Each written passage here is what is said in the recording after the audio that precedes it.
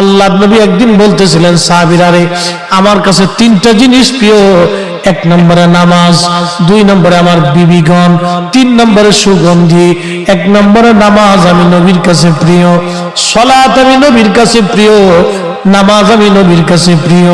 সারা রজনী জেগে জেগে নবী নামাজ পড়তেন, নামাজ পড়তে পড়তে পা ফুলে যাইত।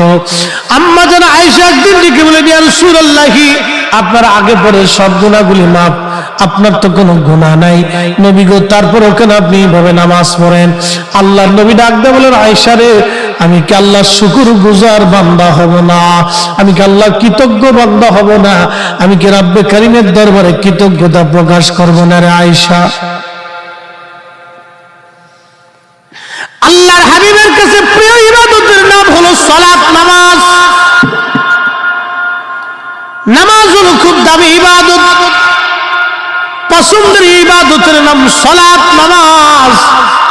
কঠিন মেহশরের মাঠে আল্লাহর আরশে আল্লাহ ছাড়া কোনো ছায়া থাকবে না, ওই ব্যক্তিকে আল্লাহ ছায়া দিয়ে দিবে যে ব্যক্তি নামাজ পড়ে মসজিদ থেকে বের হয়ে আসার পরে তার হৃদয়টা মসজিদের মধ্যে ঝুলিয়ে রেখে আসে।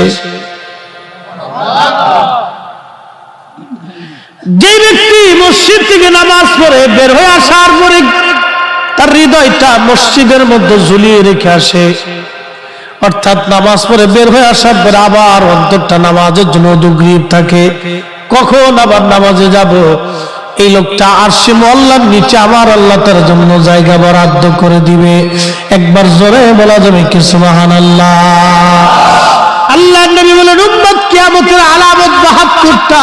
প্রথম নম্বর আলামত হলো আমাতুস সালাহ, আমার উম্মত নামাজ মেরে ফেলবে, উম্মত নামাজ ছেড়ে দিবে, নামাজ ভুলে যাবে, নামাজ পড়তে চাবে না, নামাজ ছেড়ে দিবে।